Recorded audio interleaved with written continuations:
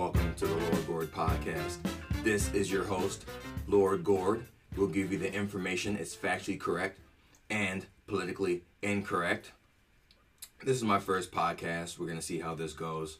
I do many other things. I'm a musician. I do funk music, by the way. And I really wanted to start this podcast because I listen to a lot of different things. You know, Joe Rogan, Jordan Peterson, Sam Harris, Thomas Sowell, so on and so forth. And I really just wanted to give my perspective and my spin on what's going on. And also, I really don't see people around my age. I'm 24 years old.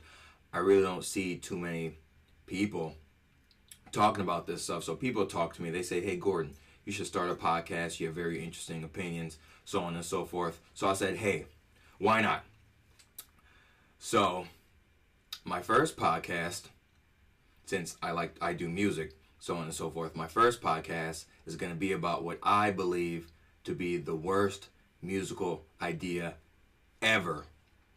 And I'll tell you a little bit about this musical idea. We'll see if you can guess it. But this musical idea does not involve professional musicians. It does not involve professional composers. It does not involve professional arrangers. And it also does not involve professional singers. So you might be thinking to yourself, what style of music doesn't have any professional music people in it? Could it be country? No. Could it be classical? No. Could it be blues? No. Could it be jazz? No. Could it be funk? No. Could it be folk? No. Could it be metal? No. Could it be soul? No. So, any takers out there for, Who Wants to Be a Millionaire out there? Anyone who knows what this is? Anyone? 3, 2, 1. Okay, I'll come out and say it. It's hip hop. It is the genre of music I despise the most. It is a genre of music that celebrates incompetence. It celebrates criminality. It celebrates social deviance. And it also subjugates and ostracizes musicians. It is the complete antithesis of what is expected of you in virtually every other genre of music. And let me really explain that to you from a historical standpoint, because a lot of people don't really understand what I'm talking about. But once I make my point and once I give you my argument, it'll make a lot more sense. So say it's 1964. You're in Detroit, Michigan. You want to try out for Motown, okay? Motown wants people who do one or more of these 4 things: professional singers, professional composers, professional arrangers, professional musicians.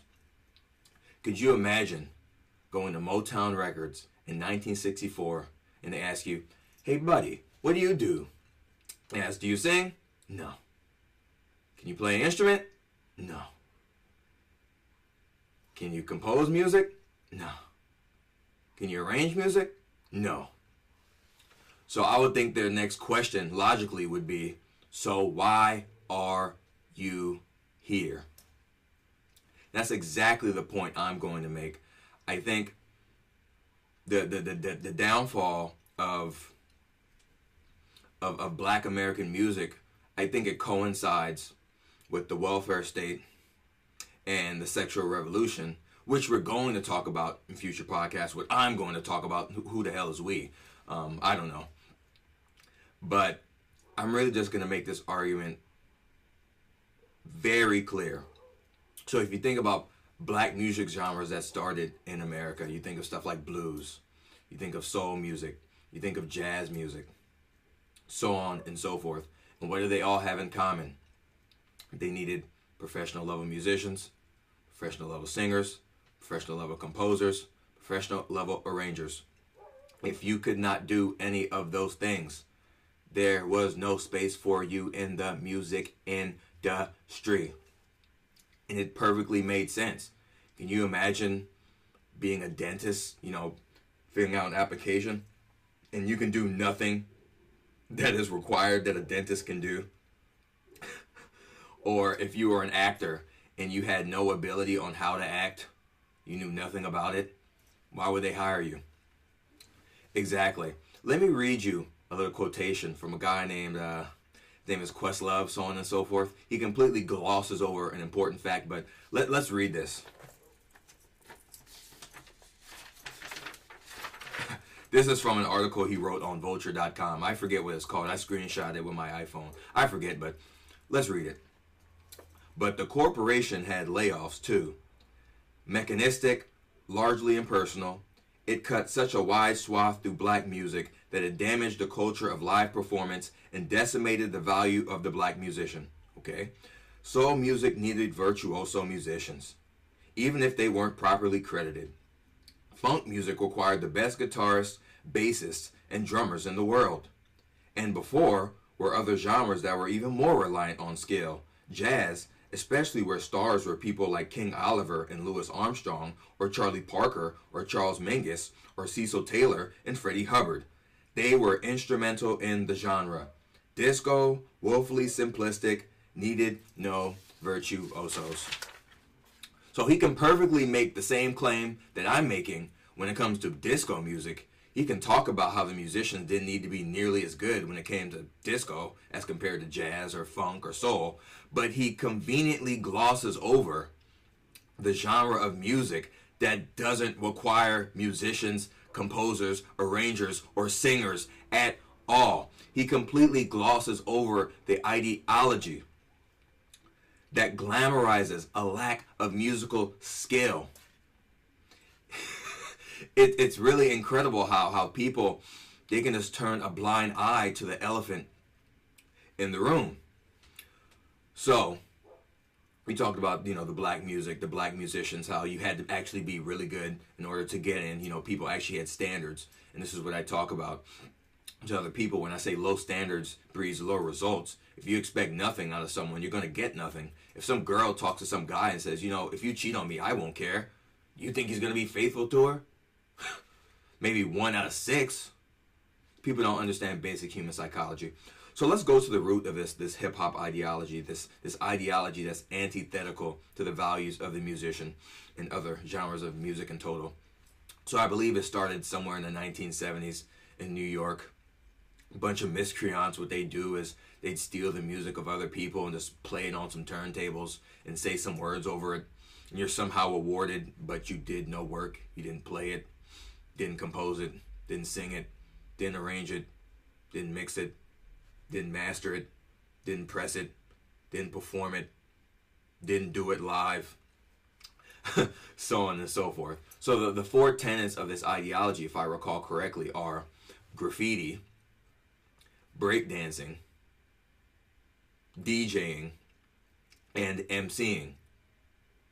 Conspicuously absent in these 4 tenets are professional level singing ability, professional level musical ability when it comes to playing instruments, understanding music, reading it, writing it, so on and so forth, professional musical composition skills, and professional level arranging skills. So when we talk about graffiti, that's vandalizing property that's not yours. So whenever people say, hip hop, it has nothing to do with criminality, one of the core tenets of the ideology has vandalism and criminality in it.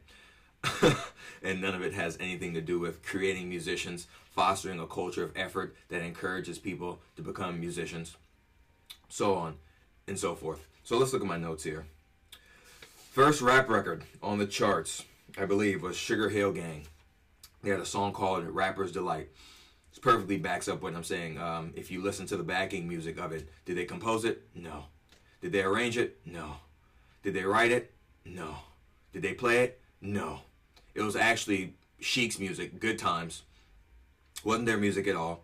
Of course, they didn't have the technology to literally steal it off of a record and repeat it over and over again and then put their words on it. So they actually had to pay some musicians to come in and play someone else's work.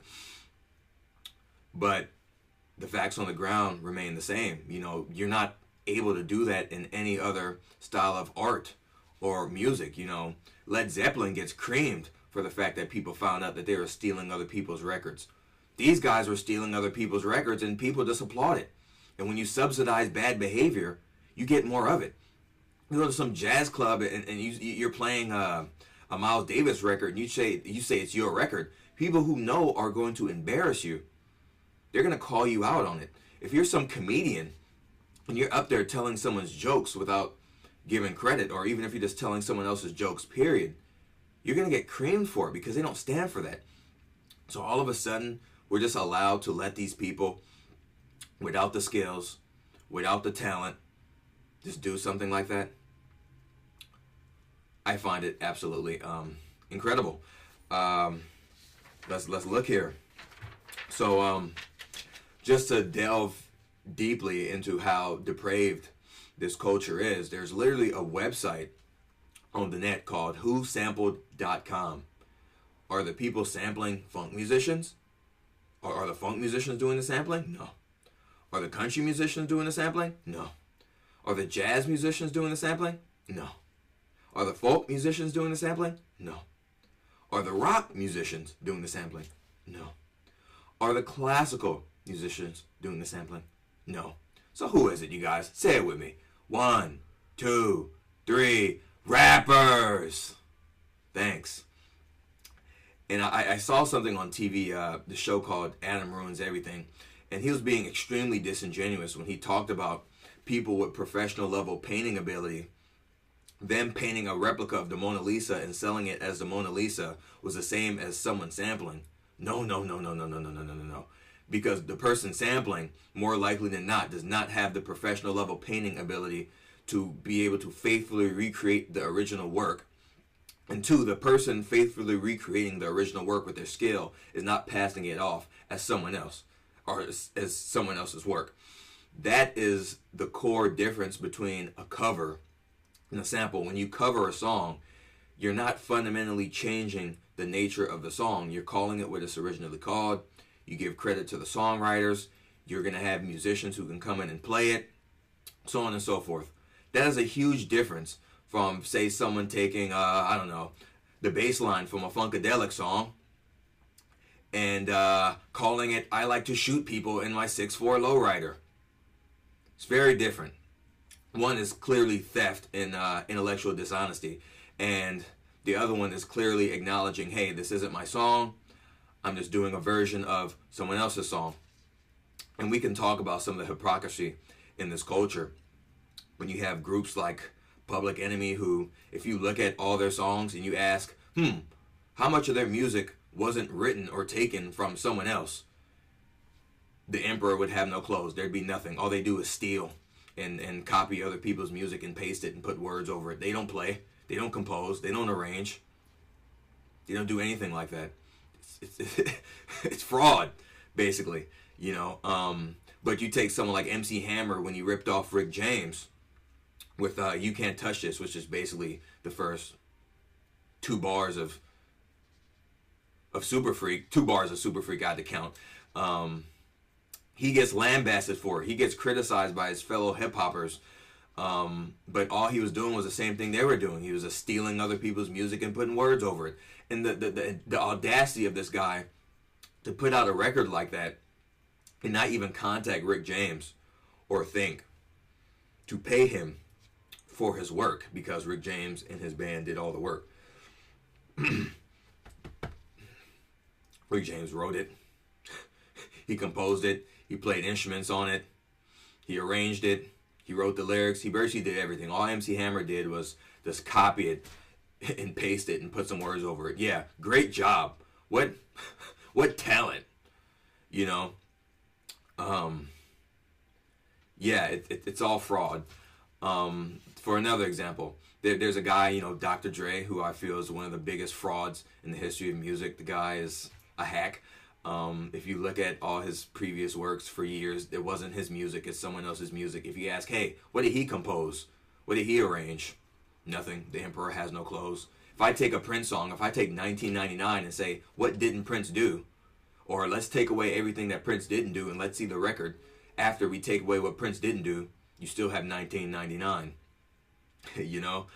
So, you know, people giving praise to these people and lowering the standards for them, I feel like, is a true bigotry, because why should we hold people like Prince to a higher standard? When it comes to these people, we just give them participation points. It's not going to help them in the long run. It didn't help the culture in the long run. What it actually did was remove the incentive for being competent at music. You lower the standards. You get more people in who don't meet the standards. It got subsidized. People were rewarded for their lack of competence. Now there's no incentive to have competence, and we are where we are now. It really comes down to the ideology. You know, people try to blame it on poverty, so on and so forth. I read the Rick James book. He was like one of 11 kids. He grew up with an irresponsible mother who breathed like a rabbit. Somehow he learned to play those instruments. Somehow he had musical talent. But do you think if he grew up in the 80s or the 90s, there would be nearly as much incentive for him to be that musically competent? No, because it wasn't asked of him. Right? Oh yeah, we were talking about Dr. Dre, right? The guy's a rip-off artist. You know, he did like 4 songs that ripped off one Funkadelic bass line from Knee Deep. He did These Nuts. He did Dre Day. He did G-Funk Intro, and he did Can't See Me. None of the music is his. It's all ripped off from Funkadelic. What are you doing but copying and pasting? Why should you get credit for that? And like I said before, it really is a double standard, because in any other style of music or any other art and entertainment form, you ripping off someone else and calling it your own would lead to embarrassment. You'd be chastised to that. They hold you to a higher standard, right? But somehow, you know, if you're black and you have some victim narrative, you know, all bets are off. You don't have to have any musical skills. You know, the music industry is just some affirmative action program. You don't have to have any of the skills anyone else has. All you have to do is copy and paste someone else's music, and you're fine. You get applauded for it. You get called a genius, quote unquote, which is absolutely ridiculous. And talking about the Grammys, well, I don't have respect for them. The only Grammy I believe Rick James got is because they gave a Grammy to MC Hammer. How could you give someone a Grammy for doing absolutely nothing? You know, this is the problem with these leftists, man. They lower the standards. They lie about certain things. They eliminate barriers, and chaos ensues. You know, like I said, the reason why it's hard to find these young black musicians, you don't see these bands around, is literally because this ideology was encouraged. It was rewarded economically, and you had a whole industry of leftist academics who apologize for this incompetence and this barbarousness. So let's look at the notes here. So we talked about the incompetence aspect. You know, we talk about funk bands. You know, you can objectively measure this. If you have funk bands, we can talk about the best funk drummers. You can look at the best funk drummers. You can find good drummers. You look at rock. Okay, let's find some really good rock drummers. You can go to country. Let's find some really good country drummers. Go to hip hop. Who drums? They'll name like one guy or two guys. I can go to some funk stuff, name 10, 20 guys. You can look at the credits. Same thing for country. Same thing for rock. Same thing for jazz. Let's talk about guitarists. We can measure, okay, which style or which ideology, you know, encourages the best guitar players. What brings out the most effort for guitar players? Which ideology produces the best? You know, do we have legendary rock guitar players? Yes, certainly. A plethora. Legendary jazz guitar players? Yes, certainly. Legendary country guitar players? Yes, certainly. Legendary soul guitarist? Yes, certainly. Legendary funk guitarist? Yes, certainly. Hip-hop guitarist? Anyone? Anyone know any? Yeah, they might name somebody. You know, they might name some 1 or 2 people, which is an anomaly out of what, the 10,000, the 100,000, the million. And that's the problem with a lot of these people with these stats. You know, they don't understand that anomalies do not disprove the norm. You know, in science, when you're adhering to the scientific method, you're looking at where does the preponderance of evidence take you. If you have 10,000 zebras and 3 don't have stripes, the preponderance of evidence points to the fact that zebras are a striped species. Not having stripes is extremely rare, right? So if you point to an ideology like hip-hop versus an ideology like rock, and we see that the rock genre has all these guitarists, yet the hip-hop genre has none, we can clearly see which one breeds more guitar players, which one breeds more professional level musicians, right? But they'll point to 1 or 2 guys who play guitar, and it's like, okay, them compared to what? 2 out of 100,000? 2 out of 1 million? 2 out of 2 million, 4, 6, 8, 12. It's ridiculous. And now we can touch on the criminal aspect. I listen to all kinds of music, whether it's classical, country, funk, soul, jazz, rock, the Latin music, so on and so forth. I've never ever heard a genre of music glamorize and glorify criminality like hip hop. I've never seen it. Never seen it. I told you one of the core tenets of their ideology is vandalism. You know, finding a hip hop song that glorifies violence is like finding water in the ocean. The examples are endless. You can have stuff with F the Police, all these songs about selling drugs, beating women, maiming women, committing drive-bys on your enemies, selling drugs, being in the trap, so on and so forth. If I was literally to cite every example of violence, you know, cop killer, so on and so forth, you know, violence against Koreans, violence against Asians, violence against blacks, violence against whites, violence against gays. If I was literally to go through all the examples of violence in hip-hop records, I'd probably be sitting here for days citing examples. It's just endless. I have tons of funk records, hundreds if not thousands. Never heard anything glorifying violence or street violence or criminality. Same with country records. They'll cite one Johnny Cash record. Oh, I shot a man in Reno just to watch him die. It's one song, one country song out of how many? Hundreds of thousands? We go to the hip hop records. How many glorify violence and criminality and social deviance? 40%? 50%? 60%?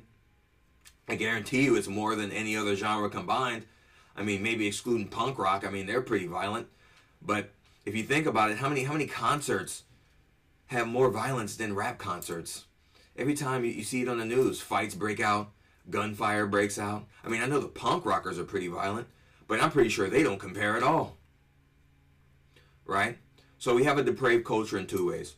We have a depraved culture that is antithetical to the culture of effort that breeded the black musicians that they parasite from, you know, the funk musicians, the jazz musicians, the blues musicians, the soul musicians, so on and so forth. And the criminality aspect that glorifies and glamorizes criminality at almost every turn. I mean, you can point to one group, some De La Soul, but for every one of those, you can point to 5, 10, 15, 20 little hamburgers, young murderers, little 9mm, young I rob whites and Asians. You know, it's absolutely ridiculous. Let's check my notes here. Let's see here. Let's talk about some common arguments that they bring up. They say, you know, rap is created because blacks are poor, they lack opportunities, they take the programs out the schools so they can't play the music instruments. But riddle me this. Why was the culture of effort in the musicians better before the civil rights movement, before the welfare state, before the sexual revolution, than after?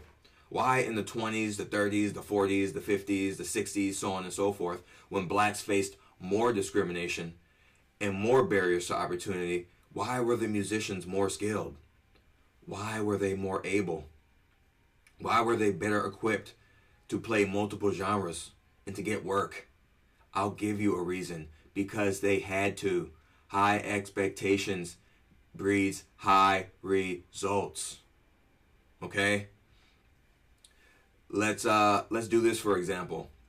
Say you have a math class and it's in 3rd grade. By the end of 3rd grade, you should know your multiplication tables. 1 through 12, right? Say that's the standard. But because these kids are black and poor, you say, oh, they can't learn multiplication. That's too hard for them. That's for whites and Asians. So instead of teaching them that, you teach them basic kindergarten arithmetic. You might feel good about yourself, but what are you doing to those children? They're less equipped to deal with the real world. They're less able to acquire the skills for them to make money. And the argument that I'm saying is these people do lack the skills, but because they're rewarded economically, there's no reason to try. There's no reason to have the skills. And people who might want to play the instruments have no incentive to play the instrument because it's not rewarded culturally and it's not rewarded economically. But we're talking about blacks being poor. I talked about Rick James. He was one of 11 kids. His mom was a recluse, having all these kids out of wedlock, working some dead-end job, so on and so forth. James Brown got his first pair of underwear when he was 9 years old. Barry White used to live out here in LA like I do, stealing Cadillac tires. Isaac Hayes grew up in poverty in Tennessee, so on and so forth. I feel like there really is a bigotry against poor people that these leftists use. They use them as pawns. They say, oh, these poor people, they can't meet the standards. It's bigotry. Why are we holding them to different standards than people with money? We should be holding everyone to the same standards, and if they can't meet the standards, we have to bring them up. And about the poverty thing, imagine if you're an NBA player or you want to be in the NBA and you don't have the skills. You can't shoot, can't dribble, can't rebound, can't pass, can't play defense. You have no use in the NBA. But imagine you go to an NBA GM or you're in a tryout and you say, but I was poor. My mom had me out of wedlock. She had me with a guy who ran up on her, and I had to take welfare for the rest of my life, and that's why I can't play basketball. Do you really think that they're going to say, oh yeah, that's a perfectly valid excuse why you stink. Let's give you an NBA contract. No, they're going to say, get out of my face. Which is what consumers should have done with these rap clowns. If you can't sing or compose your own music or play your own instruments, they should have said, okay, once you can do that, then we'll talk. I'm a big proponent of the free market and of economics. What the consuming public should have said was, hey, we're not buying your record until you adhere to our standards. Like I said, nowhere else in the professional world do we make these kind of excuses for incompetence. Well, unless you're black, then you have a whole political and intelligent establishment that makes a living off making apologies and excuses for your failures, keeping you in poverty and enriching themselves. That's a story for another podcast. Argument number 2. Whites support rap to keep blacks stupid. I've seen this on some comment sections on YouTube. Some conscious guy comes out and says, oh, who owns the record labels? Who puts the record labels out? Who signs these guys? First and foremost, if you know the history of this stuff, no record company wanted to sign these bozos. If you look at stuff like Ruthless Records and Def Jam Records and Tommy Boy Records, so on and so forth, most labels wanted nothing to do with it. They saw it as a fad. They saw that these people were hacks. They didn't have the skills. They saw that they were proponents of criminality and social deviance, so on and so forth. They wanted nothing to do with it. Only after it proved to be viable on the market did they want to invest money in it. Because if you looked at it in the 80s, times of Prince and The Time and other good bands, Rick James, SOS Band, so on and so forth, you have these completely capable musicians who can sing, who can play, who can compose, and who can arrange, versus someone who can't do any of those things. Why would they pay you for your lack of skills when they can just pay someone who has the skills? But once bad behavior is subsidized, you get more of it. So once people start buying these records, you got more of it. It wasn't the whites. It was you. If you didn't buy the records, the ideology would have died, so on and so forth. We would have had to help. The high standards would have been kept. People would have had to meet them, or they would have perished, as they should have. Let's look at argument number 3. They say blacks lack music programs in school. Not aware of the fact that every single professional musician, whether they're black, white, Hispanic, Asian, Native American, whatever, never knew that they had to have music programs in school in order to be professional musicians. It never occurred to me that they couldn't have private tutors or social groups outside of school that they practice instruments with, or they had parents who taught them how to play instruments, or they played in churches. A lot of these guys from the South used to play in churches, so on and so forth. And the reality is, you can put all these music programs in the school that you want. You can put 1 million of them, 1 billion of them. Just lose track of the number. If there is no incentive on the free market to be a professional musician, at least a black one, or there's no incentive to make records that feature professional level musicians because it's not rewarded culturally or economically, you're never going to see a change. The only change you're going to see is with your wallet. Okay? I buy what I want. I don't buy the little hamburgers and the young samplers and the young murderers and the little 2x4s. I buy the classics. I buy the James Browns and the Princes and the Totos and the Joe Cockers and the Crusaders and the Beethovens, so on and so forth. The Bruno Mars. Guy's really good. I saw him on CBS 2 the other night. I have it on my DVR. I watch it every time I work out. That guy's good. Okay, I gave Childish Gambino props when he actually brought some musicians in, and instead of doing that hip-hop crap, he actually, made some real music with some real musicians.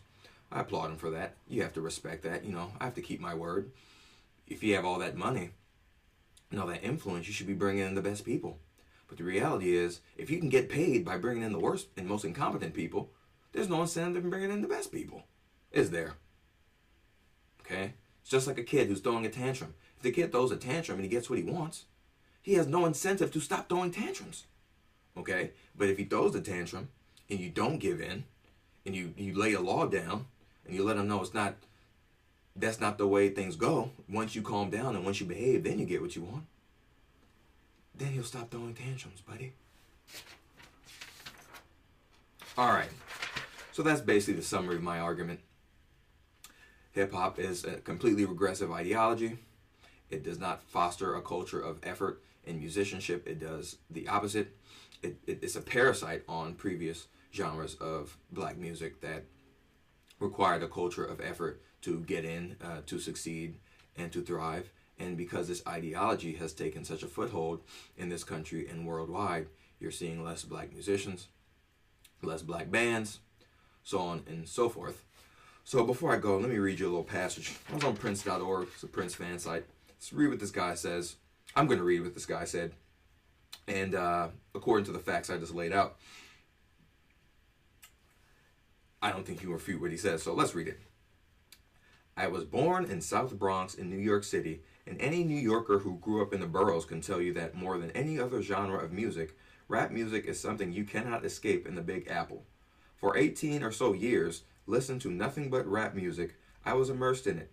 I could tolerate particular songs of famous singers and songwriters before, like Bob Marley or Michael Jackson or Marvin Gaye, but for the most part, I didn't have a passion for any other genre of music besides rap music, and I completely couldn't understand rock or its subcategories.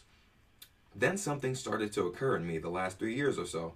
I've come to be completely disinterested in the rap world and its redundant subject matter, WWF beef, and unoriginal beats. You could say that after a while, I guess I just outgrew the immaturity of hip-hop. In fact, I'm actually starting to harbor some resentment towards rap music, and might even say that I hate it. Now, I don't hate it in the traditional way that rock fans do, who generally don't consider it a legitimate art form or anything resembling music. I hate it for what I perceive it to be, which is generally a regressive art form that has put black music, and indeed music in general, back 40 to 50 years. Everything that the innovators like the Beatles, James Brown, Stevie Wonder, etc. did to bring the power of music to the artist is being turned around.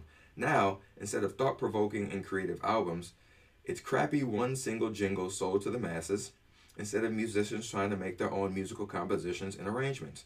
They've grown lazy and allowed the Dr. Dre's and Neptunes to tell them what to do and sound how they want them to sound, and instead of having real instruments mixed with beautiful production, it's all digitized and artificial. Hell, even music is just about money to these artists nowadays. Instead of making an artistic statement or something folks can enjoy, they make stuff that will make money and be hits on the charts. It's economics. It's the reason why they do it, but okay. This isn't to say all rap is bad. I'll say like 99% of it. But even the best lyricists and groups out there are beginning to bore me. I never thought I'd not enjoy a Wu-Tang album, and now I find myself snoring at their last effort. I love Lupe Fiasco, but there is only so far you can go in lyricism. At some point, I want more satisfying musicianship. I want exquisite compositions. I want wonderful chord progressions, dynamic instrument playing of the guitar, drums, keyboards, etc. I want more. More than just a sample, if you can call it that, of a sped-up soul chorus. I want more than just a single repetition of 3 guitar notes. I want actual musicians again. Actual people who are more unique in their vocals, songwriting, and music, and not just in delivery, swagger, and whatever else. Anyone feel where I'm coming from? I feel you, guy. I feel you 150%. That's why I stopped subsidizing those losers years ago. I have a bunch of CDs here. It's all funk, soul, rock, jazz, so on and so forth. Like I said, vote with your wallet. I told you, Lord Gord's a musician. I do the funk. No loops, no samples, no gimmicks. Get the record. This isn't TV. Get on Google. Play, iTunes, Amazon Music, whatever. Google it. Get it. Support me on Patreon so we can continue to bring you invigorating, factual conversations just like this. Next week, I'll be touching on illegitimacy, the rise of illegitimacy after the 1960s, the negative implications of it, the negative effects it has on society, the taxpayers, and the crime rate, and most importantly, the children who are a product of illegitimacy. Be back here Wednesday morning. We'll have the podcast out on YouTube, on the website, postlife.com. Hopefully it'll be on iTunes, but we'll see. I'm Lord Gord. Thank you so much for listening or watching. I'll see you next week. For the lovely ladies, if you're too sexy, call me. Bye-bye.